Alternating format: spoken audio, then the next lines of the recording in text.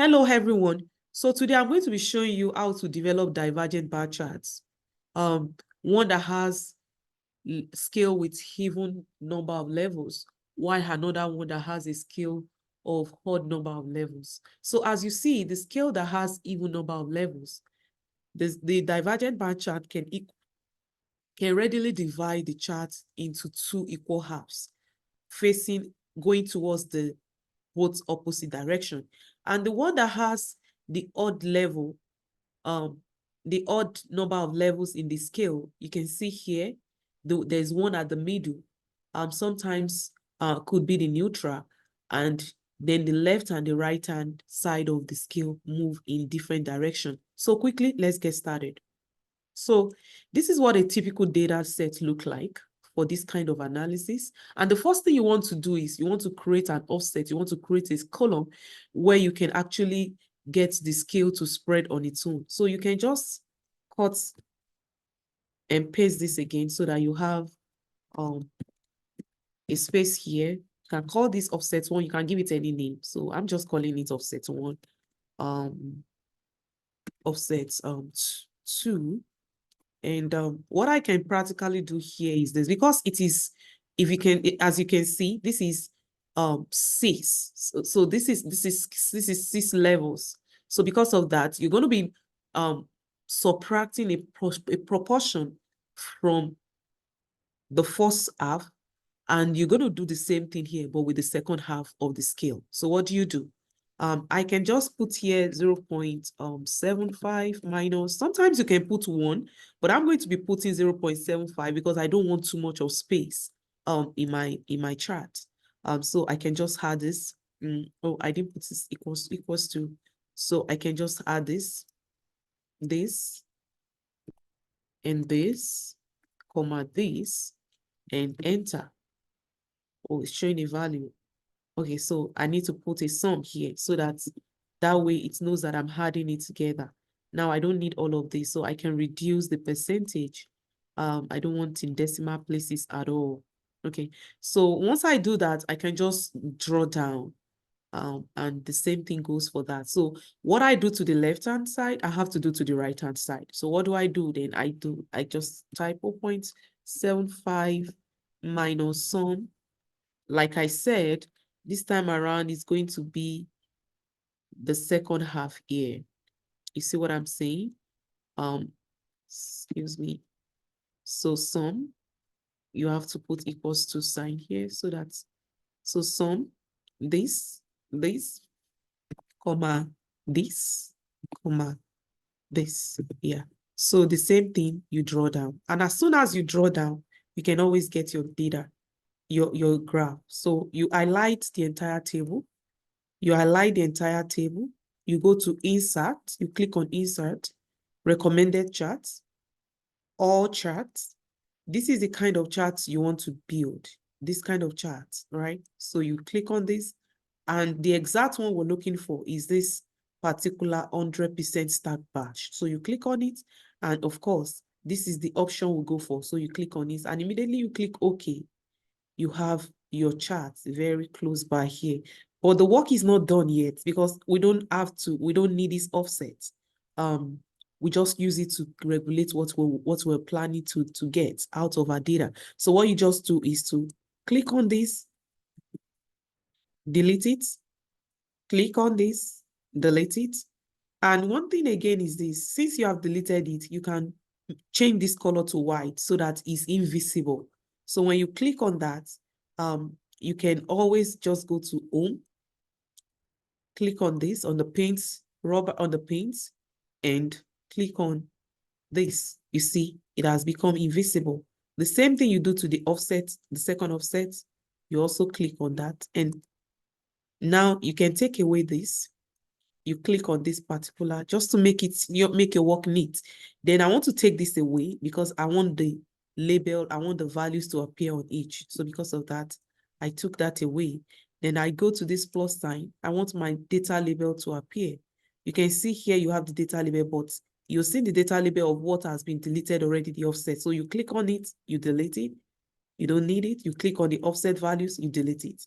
So right now, you want to make this you want to make this bigger. So you click on it, you right click. When you right click, you go to format data series. And in the gap width, you can reduce this to 50. You see now it has become bigger. And at the same time, you can see here, it has divided the scale into two equal halves. So one thing you want to do is this: you want to make sure that your scale is kind of passing on the right information, because this is a scale that actually has to do with disagreement and agreement. So sometimes agreement sometimes comes with a blue color. So I can just make this into another blue color that I would like. So this is just a preference issue. You can select whatever you think is going to be good for what you want to do. So at this point, I can just click on this, make this into a lighter blue. I think this might be good. This blue might be good. Then make this into a very lighter blue because it's slightly agree.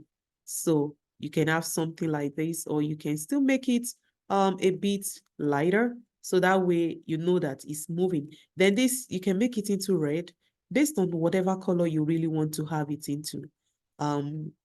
This is strongly this is disagree, so you want to make it a bit thicker. You want to make it a bit thicker. You want to make it a bit thicker.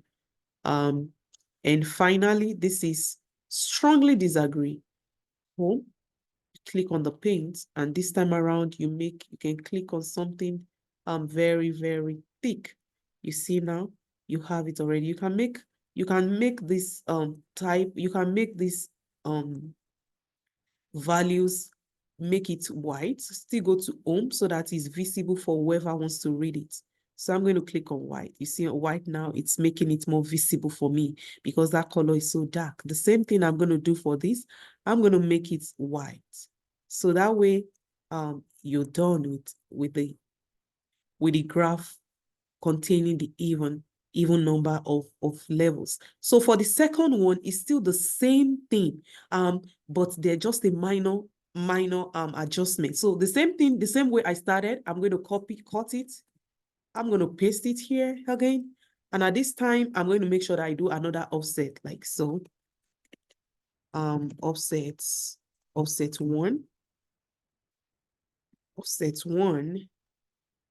then offset 2.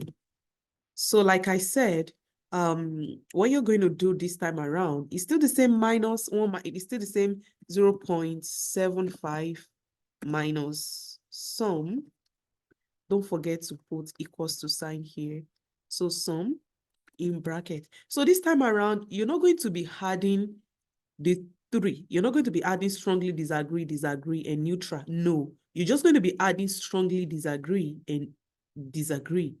So I'll just go in here and say, yes, this is N28, and this. So I click on it.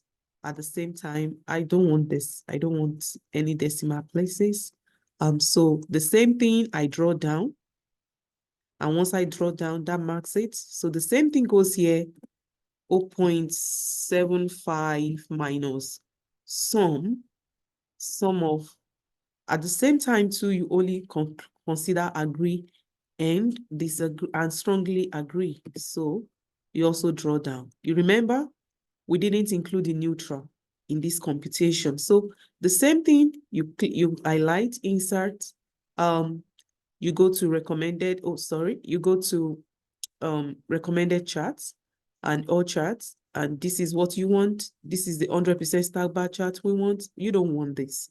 So because of that, I can always delete it and say again, insert recommended charts, all charts here.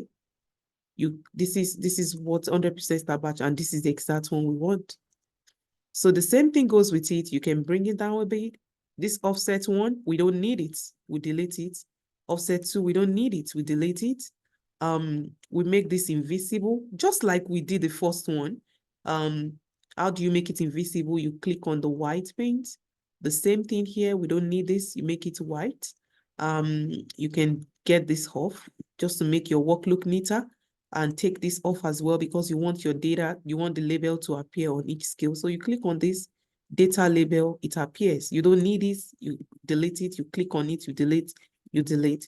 So you make this bigger as usual, you right click and format data series. From the gap width, you change it to 50. You see it's getting bigger. Then the same thing you do to it. But look at, you see the neutral is at the middle, right? So the same thing applies to here. So you just click on this particular to change the color into what you want, because this is a strongly agree and agree. So I just click on this paint rubber. I try to look for what color best fits what I want to do. And this is neutral, so I'll just want it to be a gray color instead of yellow color. This is okay for me. I make this into another color entirely, and that's it.